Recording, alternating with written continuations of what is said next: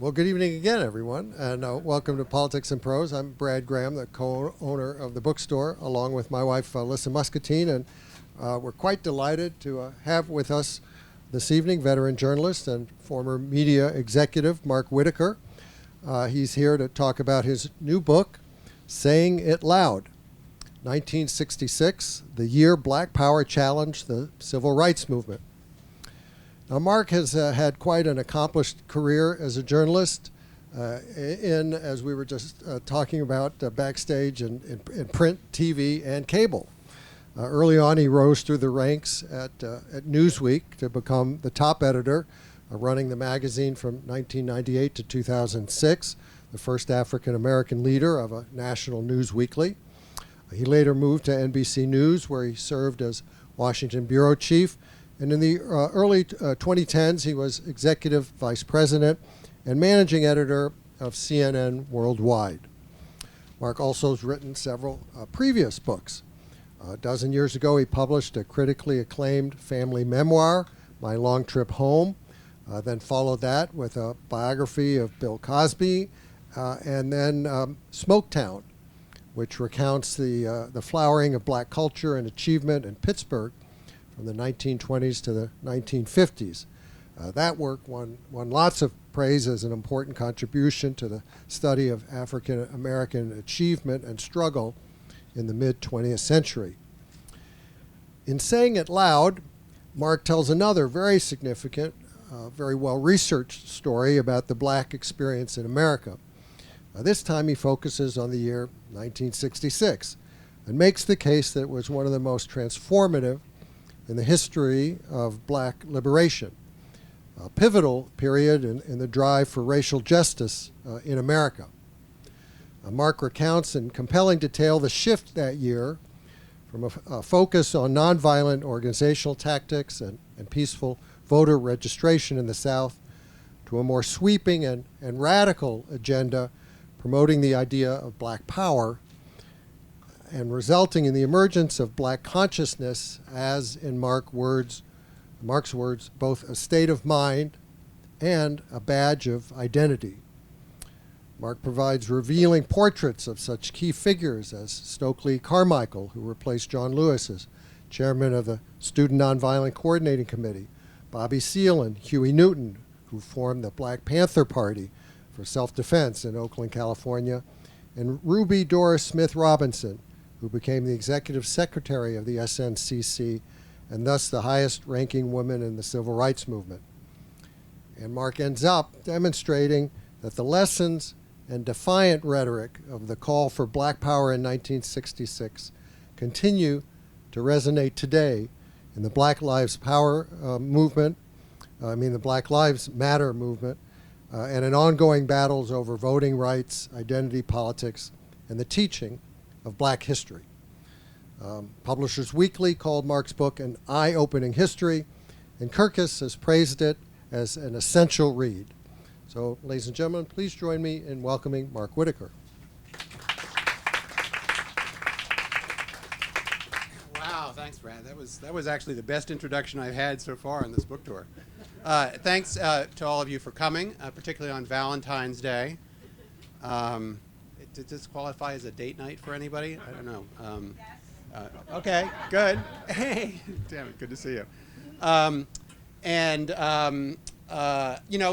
It's not a love story, this book, but there are a few relationships as part of the story. So, so a couple questions. Why Black Power and why 1966? Well, as Brad mentioned, my last book, Smoketown, was a story of the influence of Black Pittsburgh in the middle of the 20th century. But it really, the way I thought about it was telling the larger story of Black America and what Black America was like in that era, sort of just before the Civil Rights Movement and the wake of the Great Migration. So having done that, and decided, I had written a memoir and written a biography, but, I really with Smoketown, and one of the things for people who, are interested in writing books, you know, sometimes it takes a while to figure out kind of what your thing is, what you kind of book you like to write and think you have something to offer. And I really, of all of those books, I enjoyed writing Smoketown because it was kind of tying together all these threads of social history and political history. It wasn't, you know, the interesting characters, but it wasn't just like pure biography about one person or one period. And I thought, you know, given my training as a journalist, that you know, I could do perhaps in a way that not everybody could do, kind of pull all those threads together and make it really a story, you know, a compelling, page-turning kind of story for people. So I was thinking about, okay, how can I do that? You know, what's the next sort of phase and era that I can write about? And so I started to think about, having done the pre-civil rights period, you know, this period, starting the 50s and 60s. And of course, you know, first I was thinking about Dr. King and the kind of earlier phase of the civil rights movement. But of course, you know, there are just thousands of books have been written about that, and I just didn't really see where I could, you know, necessarily add that much. But then I kept stumbling, particularly in the last phases of Dr. King's life, on the challenge that he was facing all of a sudden from the Black Power generation. And also the fact that there had been much less that had been written about that, right? So that's kind of how I started to think about it. Although I've got to confess, there's also a little bit of a personal angle in it, which is that my father, who was born in 1935 and married, he was pretty young when I was born. My parents got divorced when I was about 6 years old in 1963. And my father sort of dropped out of my brother and my life. We were living with my mother and didn't see much of him for 5 or 6 years. And then all of a sudden in the late 60s, he resurfaced. He was also living in LA. We had moved back to the East Coast. He took a job as the first head of African American Studies at Princeton University when they first, this push for black studies began. Got to Princeton, the black students there went on strike and to demand black studies, and they hired my father to be the first director. And so all of a sudden he moved back to the East Coast. He was like in our lives again. My brother and I go down to visit him, and my dad has grown an afro. He's wearing a dashiki. He teaches me the Black Power handshake. So, you know, and I had, you know, at that point I was 12 years old or something. I had no idea that I would ever, you know, write a book about Black Power. But I think, you know, that there was that sort of always in the back of my mind, this question of like, what was that all about? Like, how did that happen? Why did he all of a sudden sort of seem different, and he had changed in that way? So that's how I sort of decided that I was going to write about Black Power. Then I you know, wrote a proposal, submitted to my publisher, Simon & Schuster. This is my fourth book with Simon & Schuster. They liked it, and so I had a deal to write this book. And my initial idea was that I was going to write a narrative history of Black Power. I knew that 1966 was the year when Stokely Carmichael, who I'll talk about in a minute, first chanted Black Power. And sort of it became a slogan that everybody was talking about.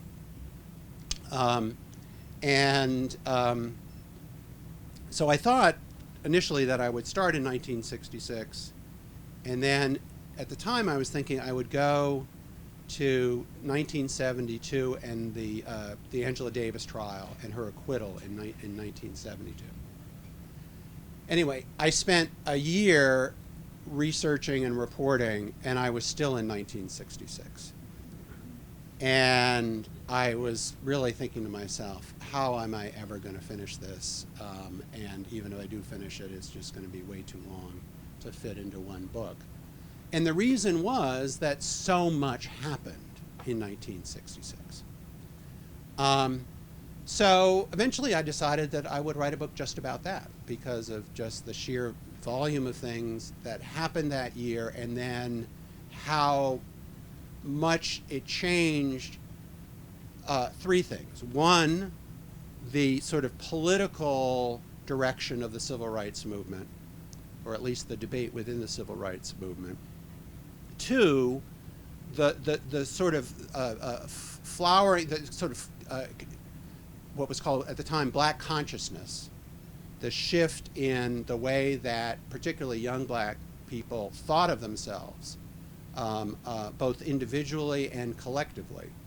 And then the other thing that I discovered is that largely in reaction to what was happening within the civil rights movement and this more militant tone, 1966 also turned out to be a very pivotal year politically, when the whole, basically the comeback of the Republican Party and the beginning of the modern conservative movement began, largely fed by a white backlash against what was going on in the civil rights movement. Okay, so what are the things that happened? Stokely Carmichael became the chairman of SNCC, ousting John Lewis, who had been the previous chairman, and we all know about John Lewis and what he stood for. And there's a whole chapter in the book that's just about the crazy all-night meeting at the end of a week-long retreat where this vote happened. And John Lewis had just gotten off a plane from Europe. He was raising money and speaking. He was badly jet-lagged, but he expected to be easily reelected as the chairman of SNCC. And at the last day of the retreat, they all get together to vote. And in the first vote, he actually prevails. But there are enough people within the organization now who are sort of ambivalent about him. They think he's too close to Dr. King, to spending too much time cozying up to President Johnson. And enough people abstain that one of the more militant members demands a recount. And this just unleashes this intense, heated, nasty debate that goes on all night long. And on the second vote, at the crack of dawn, Stokely Carmichael is elected the head of SNCC. Not that many people had heard of Stokely Carmichael before that, but just the fact that he had replaced John Lewis and that it happened in this fashion all of a sudden made him a celebrity and also a controversial figure that everybody just assumed was, kind of a much more militant figure than Lewis. Okay, so first that happens. Then James Meredith, who had become famous for integrating the University of Mississippi in the early 60s. By this point, he's in law school in New York. He was sort of an eccentric guy. He decides he's going to go and have his own solo march across Mississippi to encourage black folks in the state to register to vote. On the second day of his solo march, a drunken white supremacist jumps out from behind a bush along the highway and peppers him, shoots him with a bird gun. Luckily, it was a bird gun because otherwise he would have been dead. But wounds him badly. He has to be hospitalized. He can't carry on the march. And all the heads of all the major other civil rights groups decide to come down to Mississippi and carry on his march, right? And it's sort of, it was more spontaneous, but it was a way of sort of reduplicating, at least in their minds, the famous Selma to Montgomery March in Alabama from 1965. Now they're going to do it in Mississippi. And it was in the middle of that march, when they reached Greenwood, Mississippi, that Stokely Carmichael had organized there earlier for SNCC And so he knew people in the community. He reached out to the local segregated black high school to get permission to erect tents where the marchers could stay for the night. And even though they had permission, all of a sudden they're starting to put up the tents, and the local cops show up and they arrest him for intruding on public property. He spends the afternoon in jail, getting more and more worked up. Finally, he gets released in the early evening. There is a nighttime rally for all the sort of local folks and people who have been on the march. He shows up at the rally and gets up on the back of a truck. And previously, in the earlier phase of the civil rights movement, at these kinds of rallies, there was often speakers would sort of, cap off the rally with a call and response of, what do we want? Freedom now. So the great chant of the civil rights movement up till then had been freedom now. Stokely turned, all of a sudden, instead of saying freedom now, starts chanting black power. We want black power. 500 people out in the field, in this sandlot field in the middle of Greenwood, Mississippi. Black power. We want black power, chanting over. What do we want? Black power. This goes on for about 5 minutes. So that initial rally was covered by, didn't get a lot of coverage. There was an AP reporter, an Associated Press Wire reporter, who did a little story about it that was picked up the next day by over 200 newspapers around the country. Now, how do I know that? Because these days we have something called newspapers.com. It's an online archive of newspapers. It's a pretty amazing resource for anybody who's doing research about this period. And just by the number of newspapers that are archived on newspapers.com, I could actually count the number of papers that had picked up that AP story. So all of a sudden, people around the country are waking up to reading stories in the headline, "We want black power," with all these black folks in Mississippi chant. So all of a sudden, the term just becomes everywhere in the media and the press. Stokely Carmichael is booked just 3 days later for his first appearance on national TV by Face the Nation. They fly him to Washington to appear on Face the Nation. And Newsweek magazine does a story, Time magazine does a big story, and everybody's all of a sudden talking about black power. 1966 was also the year, just before all of this happened, that Stokely had spent the previous year in Lowndes County, Alabama, as the local SNCC leader there, field organizer, not only registering black folks to vote, but actually getting them to form their own independent political party. His view was, and this was the original conception of black power, it very quickly, and I'll talk a little bit about the media in a second, but very quickly people started to assume that it was just all about rejecting nonviolence and picking up guns and so forth and so on.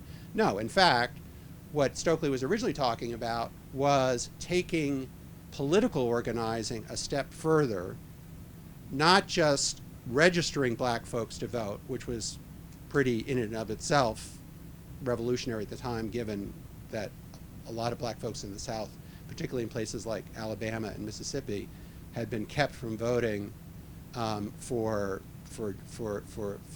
generations. But at that point, even if you got the right to vote in Alabama, for example, who did you have to vote for? The state was totally controlled by white supremacist Democrats.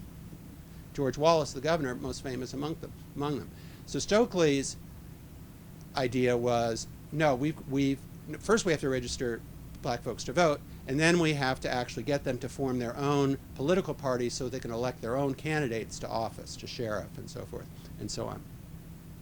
And he had actually succeeded miraculously in doing this in Lowndes County, or at least getting enough blacks in Lowndes County, a place where no black person had voted in over 60 years, to hold a nominating convention for a new all-black political party that would nominate candidates to run for the fall election. Now, in Alabama, there were rules about what you needed to do to start a party.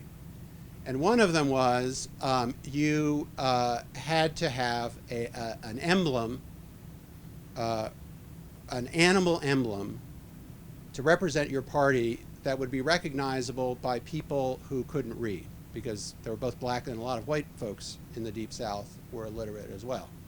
So, so famously, you know, we know about the donkey and the elephant.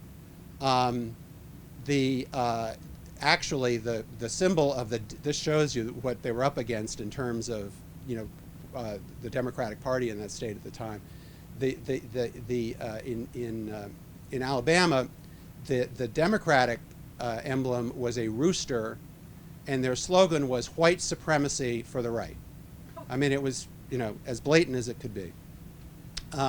Anyway, so once they had formed this new party, its official name was the Lowndes County Freedom Organization Party, the Black Party, but they chose the Black Panther logo. That's where the Black Panther logo came from. So the original Black Panther logo. But then later in the year, and again, that again is sort of when Stokely is chanting Black Power a couple of months later, that's also sort of what he's thinking about most of all. But then by the fall, there had later in October, Stokely was invited to speak at the University of California, Berkeley. And in advance of his speech, they brought a lot of these pamphlets, Black Panther, Lowndes County Party pamphlets, out to the West Coast. And Huey Newton and Bobby Seale, at the time, two part-time community college students in Oakland, California, who had been involved in kind of local black activism, but had kind of gotten fed up with sort of the middle class black students who were kind of running those organizations. They were looking to form an organization of themselves. They see this Black Panther, they say, this is really cool, we're just going to steal it. And so that becomes the emblem of what we now remember as the much more famous Black Panther Party. Now, all this happens, when you think about within 1 year, you go all the way from this tiny little county in Alabama all the way out to Oakland, California, how quickly all of this was happening, and the connections between them. What else happened in 1966? 1966 was the year when Martin Luther King Jr. tried to take what had been this sort of successful playbook, civil rights playbook in the South, to the North, to Chicago, and to start talking not just about passing legislation, but dealing with housing discrimination and jobs and so forth. And he meets a white response that is as violent, if not more, than anything he has ever faced in the South, right? So this is something that for a young generation that's already starting to question the effectiveness of this nonviolent strategy, it's sort of further confirmation of the limits of that.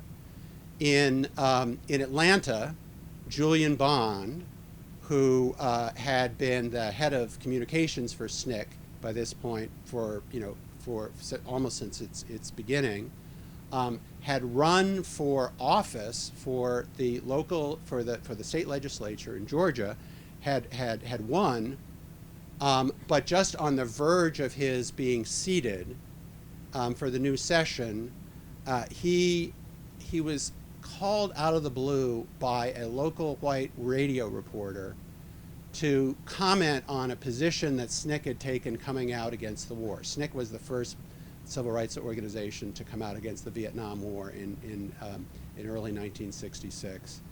And, you know, being a little gullible, well, you know, whatever, trusting, he starts talking about his own personal views of the war, which was he was against the war and he was actually supportive of people who, you know, were courageous enough to resist the draft. He told this reporter so. Just on the basis of those remarks, the overwhelmingly white Georgia legislature refuses to seat him, right? So this is yet another thing that is sort of a disillusioning moment for the young black generation. They say, look, we played by the rules. We elected this young guy.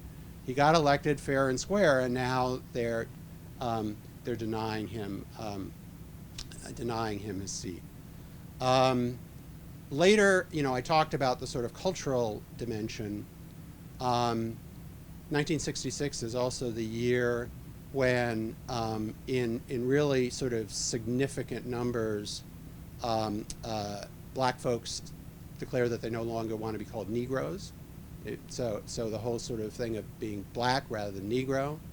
The Afro becomes a big enough thing that Ebony magazine does a whole cover story on the natural look.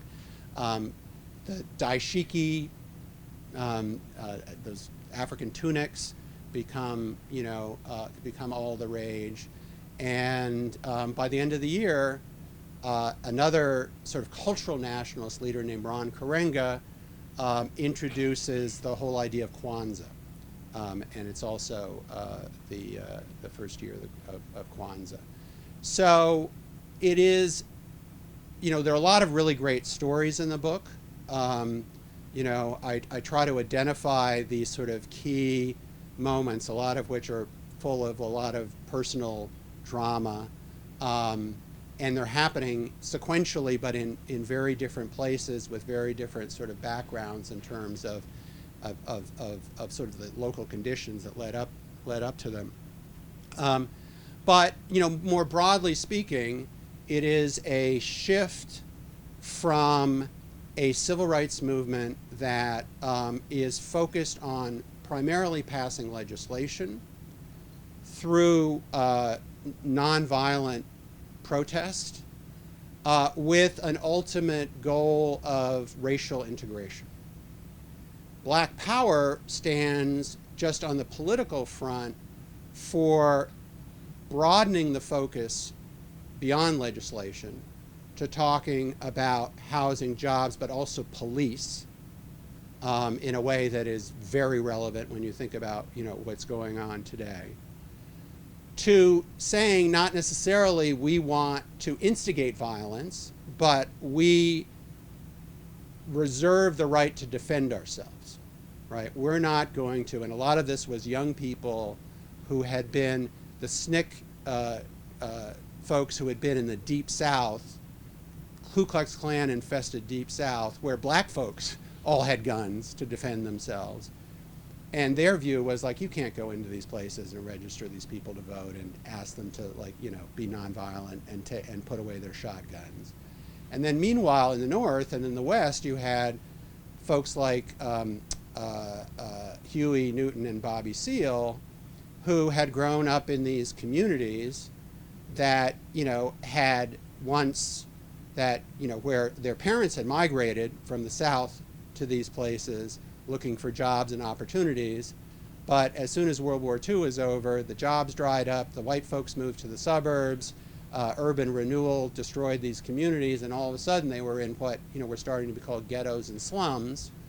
And the police presence started to feel a lot more like an occupation than anything else. And so again, they had a very different mentality about kind of the violence that they were confronted with, informing their sense of we can't be totally nonviolent in the face of this.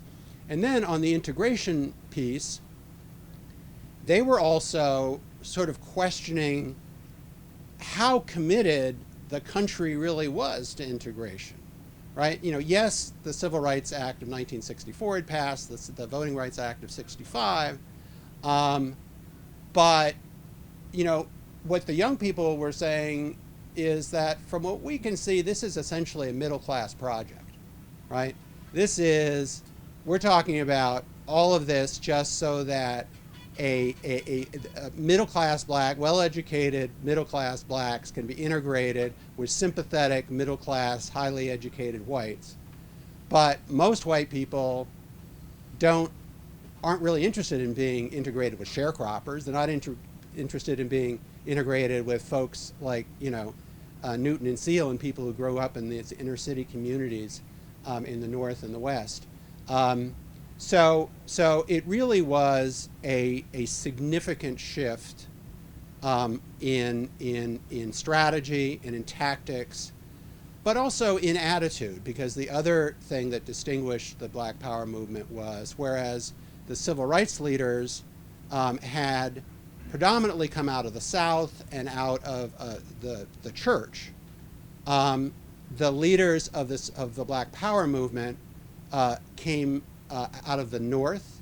They were the children of the Great Migration who had kind of seen the heartbreak of the Great Migration, and the organizing was being done on college campuses, right? That was sort of the new incubator for activism. Anyway, so as I said, there's just so much that happens on all of these fronts just in one year that I was sure that there was a book in it. But then the other thing that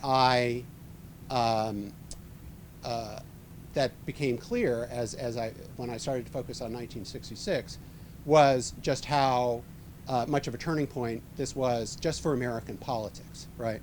So in 1964, Lyndon Baines Johnson had won the presidency in a historic landslide against Barry Goldwater. The Democrats had veto-proof, majorities in the Senate, the House, overwhelming control of all the branches of government, and all the pundits in '64 were saying the Republican Party is finished for a generation. In 1966, largely fed by white backlash against everything that was happening in this kind of turn in the civil rights movement, which can be documented by the polling data that came out that year, a lot of it in Newsweek magazine, where I used to work. All of a sudden you have this dramatic shift. A lot of black folks saying things aren't changing fast enough, white folks saying they're going too fast, white folks now opposing even nonviolent black protests by more than 2-to-1. All of this culminates in the midterm elections in '66. Ronald Reagan is elected governor in California for the first time. Lester Maddox, the segregationist Democrat, is elected governor of Georgia. George Wallace, who was term limited,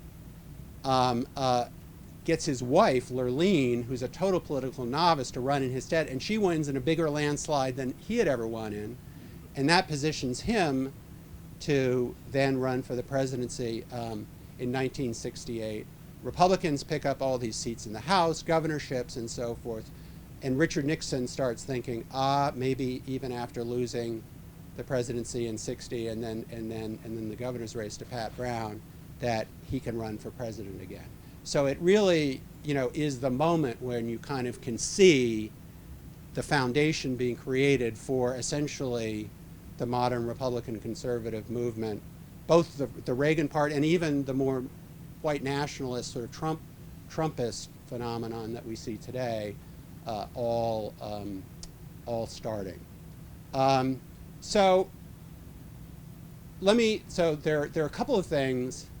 A lot of the figures I've talked about, you may have heard the name Stokely Carmichael, Huey Newton, Eldridge Cleaver is a figure, others. You will find things about them, I think, that, even if you know their names, that you didn't know.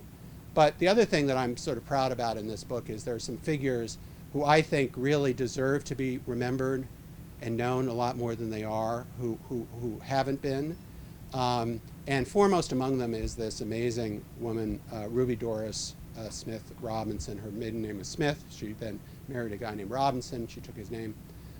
She had grown up in Atlanta, gone to Spelman College. Her older sister had been one of the first leaders in the sit-in movement, and she just sort of she looked up to her older sister and got her to sort of take her to all these protests.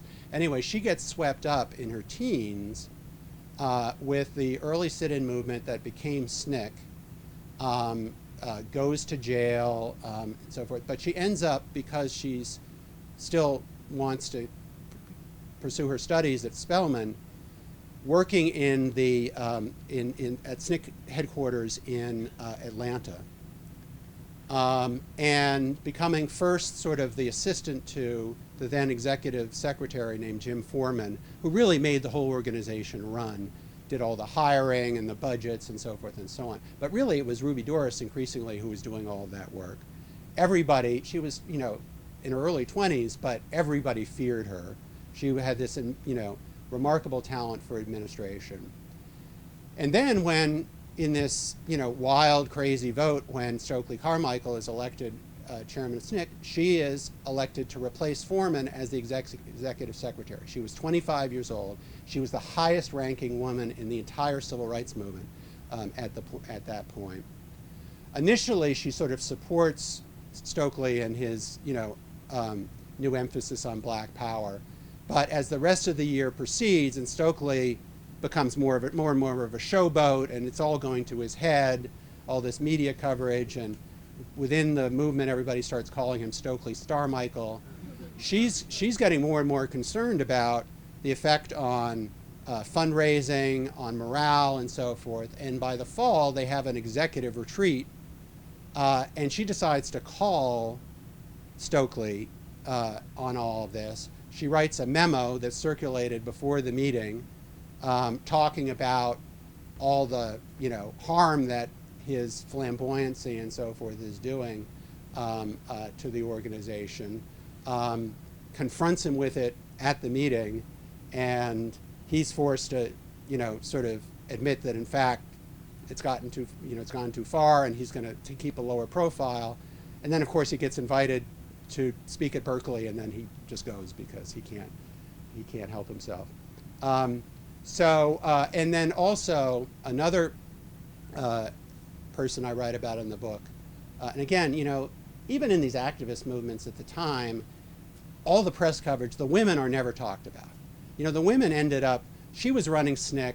Later, when the Panthers, you know, really started to fall apart and all the original leaders were in jail, it was women who took over the Panthers. But you don't find this in any of the press coverage at the time. So I think one of the things we can do as sort of historians, I think, is to tell their stories. But there's also the story of Dorothy Dottie Miller Zellner, who had joined SNCC in the Atlanta office, one of the first white recruits,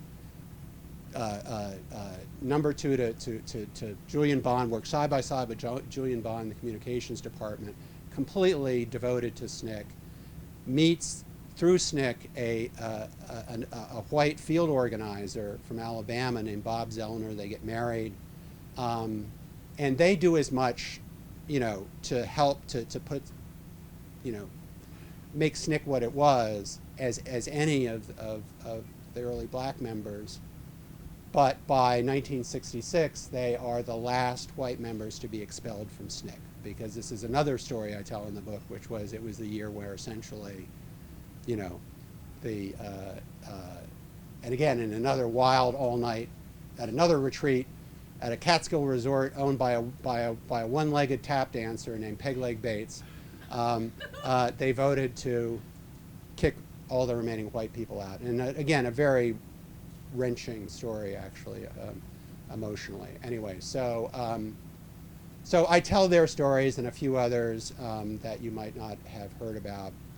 And then just before we do Q&A, I mean, the one other note, so, you know, on one level, people say, well, what are the lessons for today? And, you know, when you think about the Black Lives Matter movement, it has a lot of similarities in terms of how it started by young people around a slogan focused on police violence, with the early Black Power movement.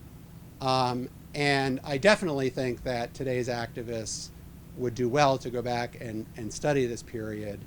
You know, I think there's some positive lessons they can learn, but I think there are also some real cautionary tales about, you know, the cost of imprecise or overly provocative messaging, the cost of internal infighting, the cost of driving away allies, the cost of, you know, not having, you know, clear leadership. And as I say, I end the book at the very end of of 1966, but then I have an epilogue that kind of fast forwards through what happened afterwards, and it became a mess afterwards. Partly because of all of this this infighting, and folks ending up in jail. And Ruby Doris sadly, tragically died the next year. It's one of the reasons she's not better known.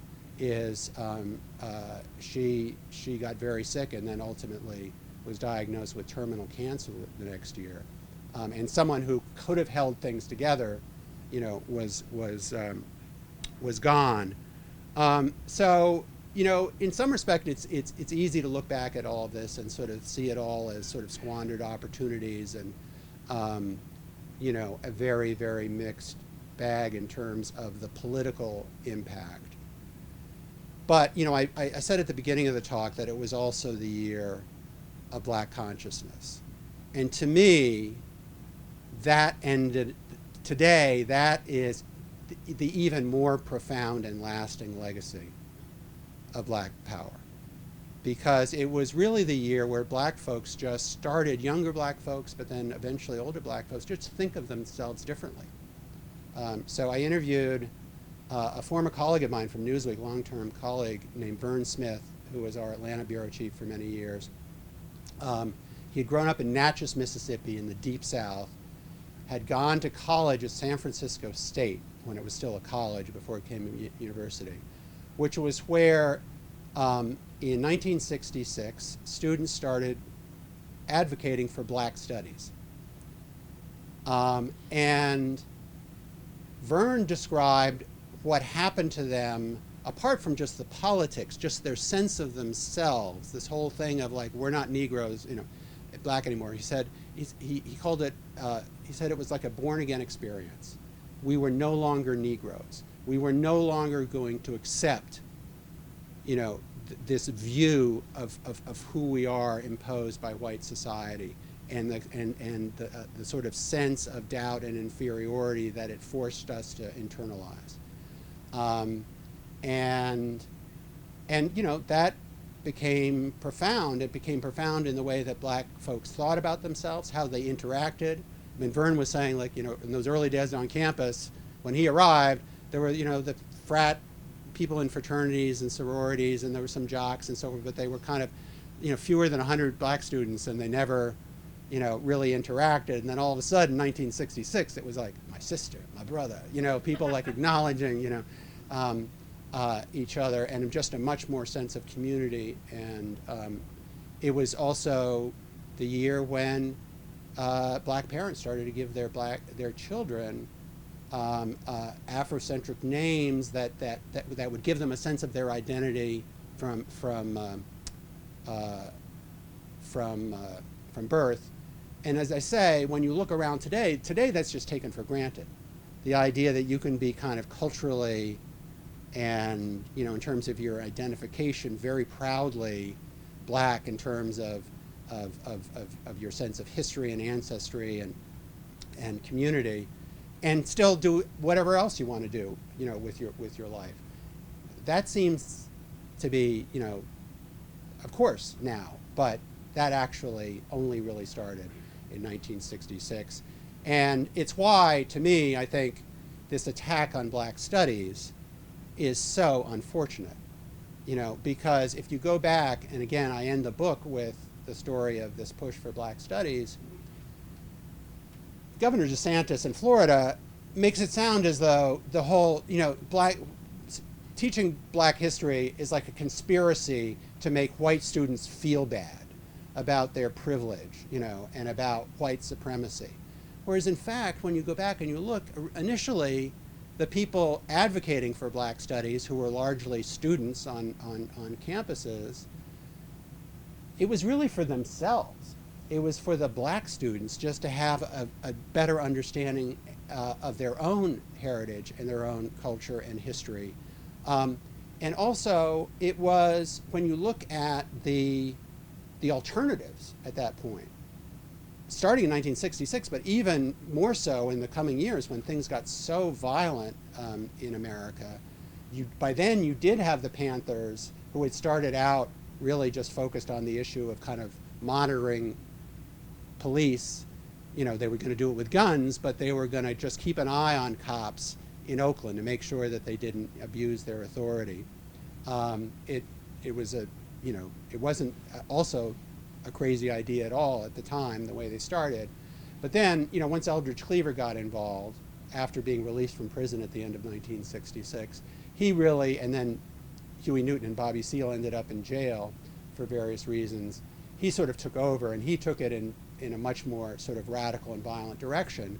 So by 69, 70, you have Panthers trying to get black students to pick up arms, right?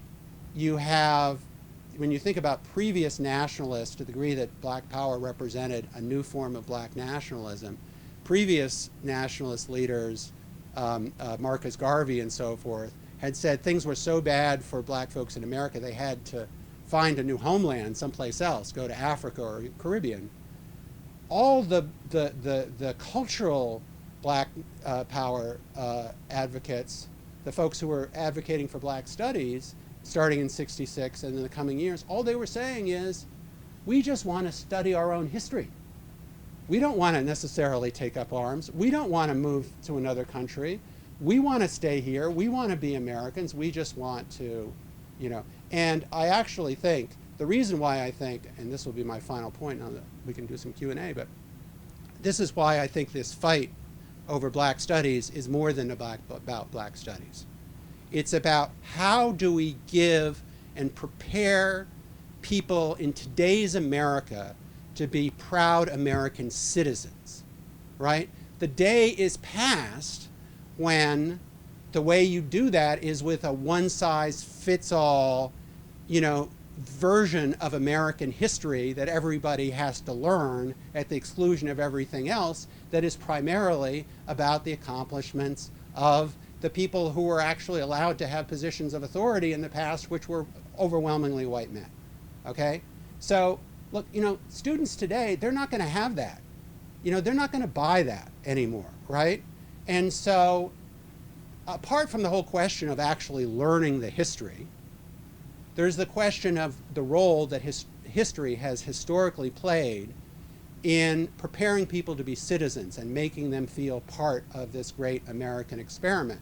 And the only way I think you can do that today is to teach not only white male history, which is what our history has been largely been up to this point, but black history and women's history, right? And queer history. You have to sort of let everybody, not at the exclusion of everybody else, but to really understand our history in full, but then again, to make everybody feel invested in being part of America's future. And I think that's really the larger battle that's at stake over black studies right now.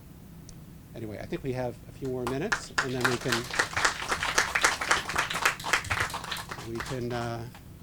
I'll happy to answer any questions, and even happier to sign any books that you want to buy. I think people are going to come to the microphone. Yes. Yeah. Okay. That was really interesting. I was in college during that time. I was a sophomore in 1966. So a small girls' school way out of the way. Yeah. There were riots going on.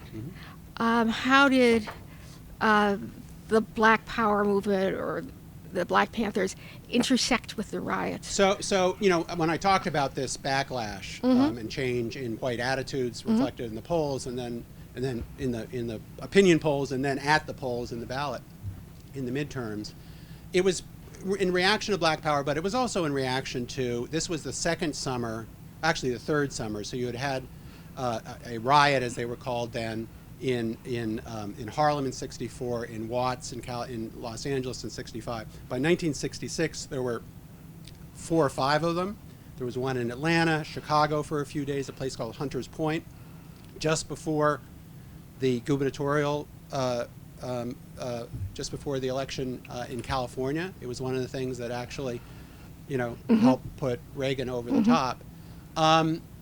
Look, I mean, I think that if you know, and it's interesting because, you know, having lived in, you know, my previous book with the Great Migration, you know, to the white world, and I understand why, you know, it looked kind of scary, you know, these cities were starting to go up in flames and so forth and so on. But if you actually sort of saw what had happened to the communities where these so-called riots started, and the fact that they had been places where folks had moved from the South expecting, that there were going to job opportunities and housing opportunities and so forth, and then all of a sudden they all dry up, right? And also the interactions that these communities had had with police day in and day out for years, right? So almost all of these riots, and and now there's a school of thought that we shouldn't call them riots anymore. We should call them rebellions. But almost all of them start with an incident between the police, and as is still going on today. Right. Right. But if you study each one of them, there's a whole background of interactions with the police and frustrations and so forth that it's like kindling. It was ready to be set on fire. So on the other hand, there's absolutely no question that it changed attitudes in white America. And I do think that, when you look at even like the Black Lives Matter movement, the protests a couple of years ago, overwhelmingly nonviolent. Right. However, the incidents of violence that did happen got really exaggerated in the By right-wing Trump. media. Yep. And was kind of used against the whole movement. Right. And so I think there's a cautionary tale. I'm not saying that sometimes you can't help that, just because, you're dealing with kids and you're dealing with a lot of frustration and so forth and so on. But you've got to be, to the degree that activists today have a consciousness of what the effects of their actions are going to be. One lesson is, once things get violent, you're going to, they're in the press, lose control, and in on the right, any incident of violence is then going to be used to tar the entire project that you're working on. Thank you. I think everybody's, if you want to ask a question, just come to the microphone. We're doing this for the TV cameras. Hi. Thank you for your time tonight. I really appreciate you being here and speaking about your book. I had two questions. I don't know if that's allowed.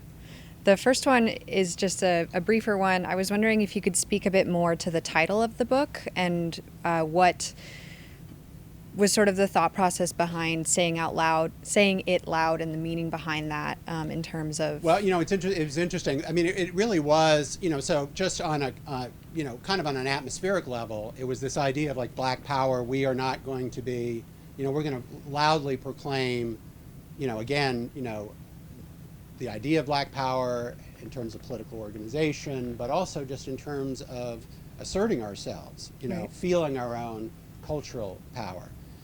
It's interesting because to the degree that expression is known, people probably associate it with the James Brown hit, which was considered the great anthem of Black power. Say it loud, I'm Black and I'm proud. That song actually didn't come out until 1968. And what Vern Smith, I mentioned before, says about it at the end is that actually James Brown was just picking up something that was already out there in the culture. He was sort of ratifying it, because actually that whole idea, which is captured in that song, had really started 2 years earlier. Cool, thank you very much. The second question I had, you mentioned Eldridge Cleaver, and you mentioned, like the female voices, the queer voices that were present in this movement. I was just curious, like, to the extent that the Black Power movement eventually kind of adopted these narratives of hypermasculinity and heteronormativity, how did that affect the transmittal of the message? Well, I mean, there are two parts of it. So you're really viewing it through a very contemporary lens. At Sure. the time, a lot of that kind of macho stuff actually appealed to a lot of young Black folks,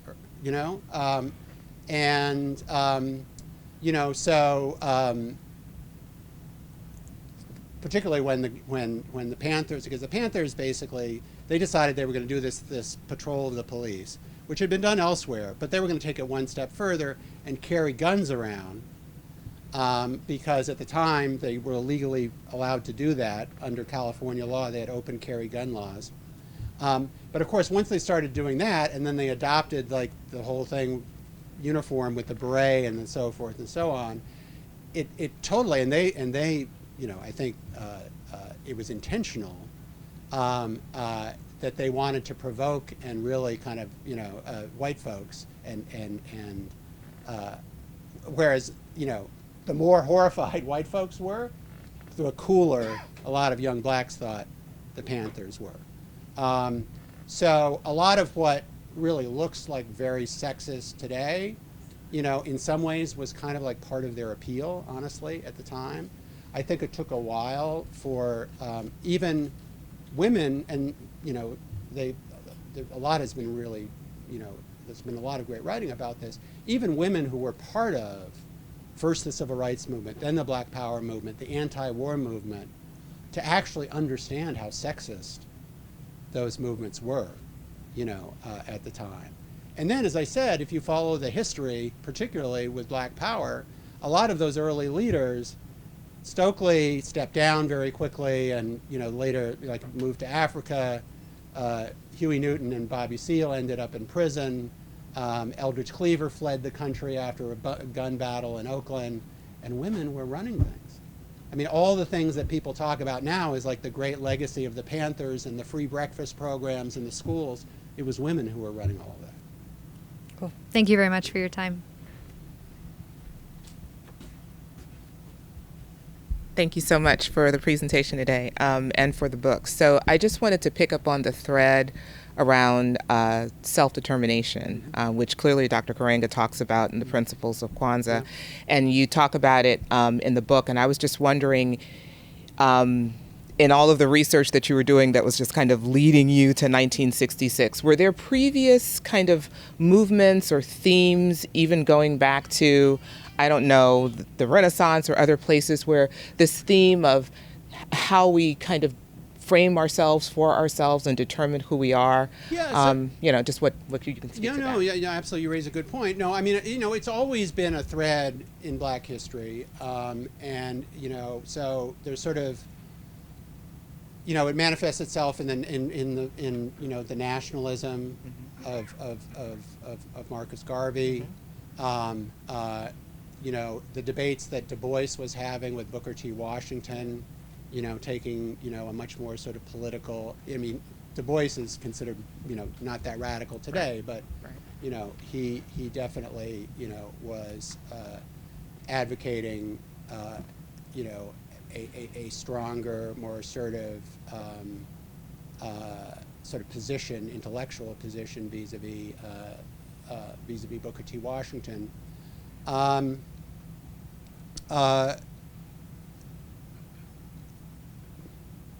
Sorry, you just the last. Yeah, just, you know, wondering what the themes were around self-determination. You were saying like there were other eras in, you know, kind of Black politics. I know if what you I wanted were. to say. Yeah. I'm so sorry. Yeah, it's okay. So the other big, so when I told people I was writing about 1966, a lot of people who just, you know, were a little fuzzy on the dates or whatever would say, oh, well, Malcolm X, right? And I would say, well, no, in fact, Malcolm X was assassinated in 1965. He wasn't around. In fact, he turns out to be a huge figure in this book, even in death. Because he was really the person in the modern era who was talking about all of this stuff before the Black Power leaders. And in fact, they all, at the time, in what they were, in speeches and then in things that started to write in this period into the 70s, they all paid homage to Malcolm X. Karenga, you know, basically thought he was following in Malcolm X's. There's a photograph of him. He was profiled by Newsweek magazine in '66, and there's a photograph of Malcolm X on the wall behind him. Huey, Stokely, they all talk about Malcolm X, who, in addition to the effect that he had on them, Malcolm X, who, you know, had become a well-known figure, particularly after he left the Nation of Islam in his last couple of years of life. But what really made him a household name was the autobiography of Malcolm X, written with Alex Haley, which appeared after he died in hardcover in 1965.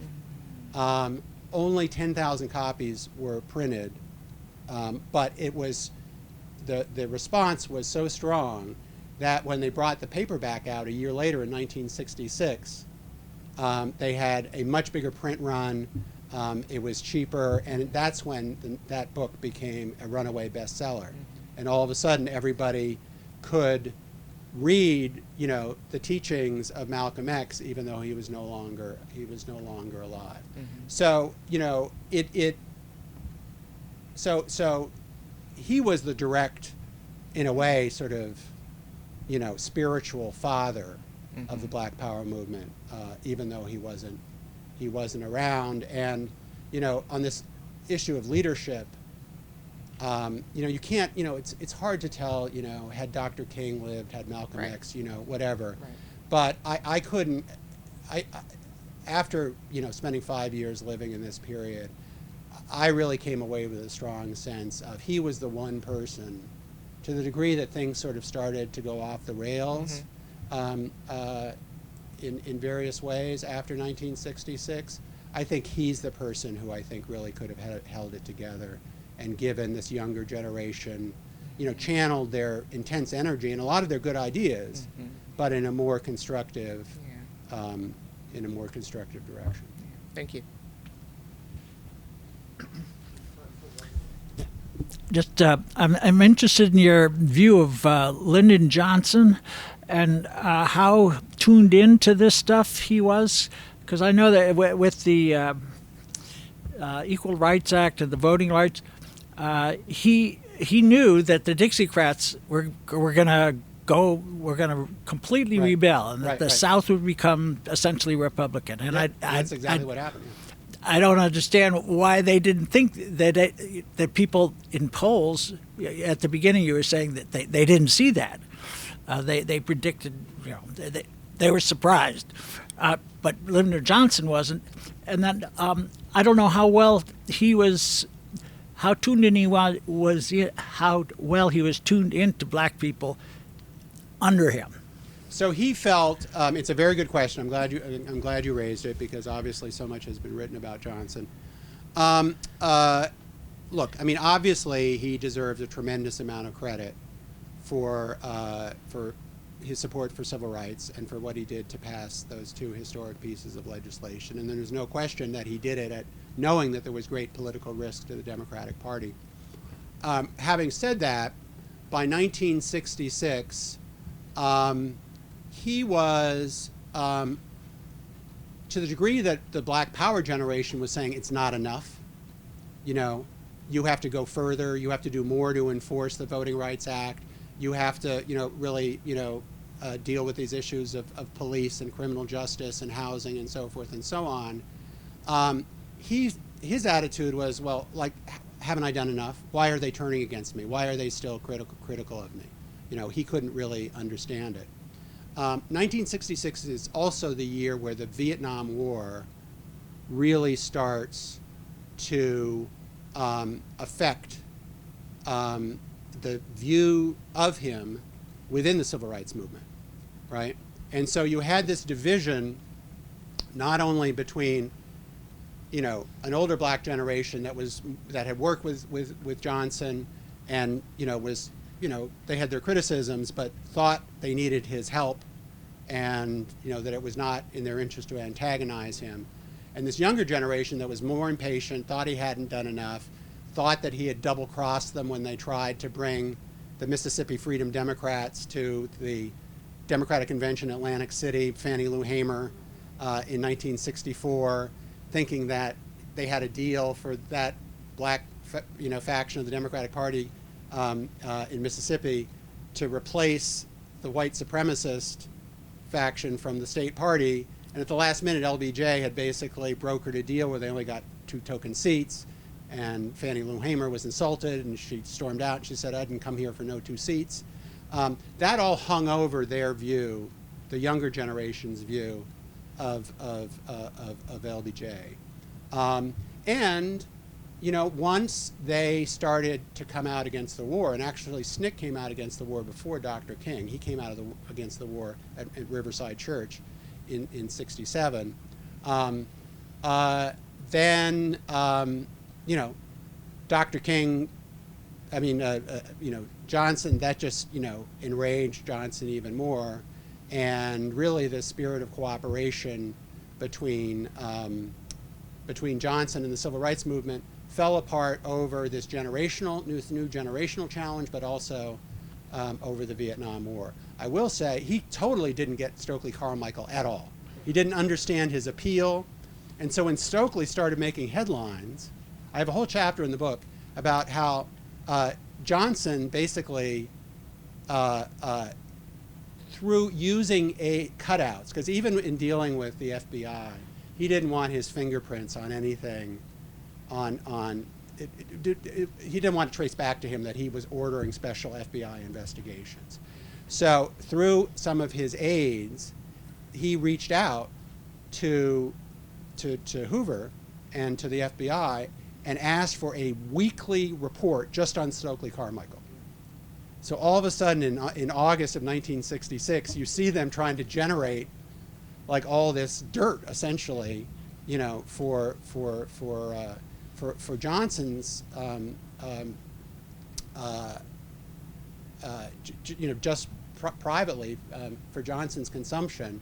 And it's really kind of funny because they start out, obviously at first they say like, there's a memo saying Johnson is asking, you know, whether we're really keeping track of Stokely Carmichael. And at first they tell him, yes, we're all over it, sir.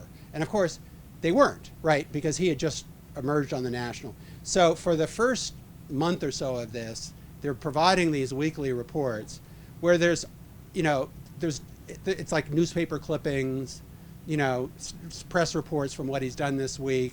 They go back and find like the immigration file. He had spent his early years in the Caribbean. He only moved to America when he was 11. So they found like the file that showed like how tall he was and how much he weighed when he was 11 years old and he had come to America. And they're reporting this to the President of the United States. You know, but eventually they start digging even harder.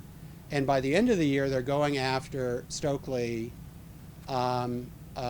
as a draft dodger, you know, and he had originally had, what did they call 4F, or, you know, kind of non-draftable status, but they deliberately went back, pulled his file, revised all of that, and there's all this stuff about psychological examinations that he had been subjected to. So there was like this dirty war, and of course, famously, and I write in the epilogue about how the FBI started this whole campaign against, they already had been, you know, had a campaign against King, but then, you know, starting in 66, 67, 68, they turned on SNCC and then on the Panthers. But just the personal obsession he had with Stokely was interesting, and I have a chapter on that. Okay. Thanks. Sign some books? Yes, thanks you all for coming.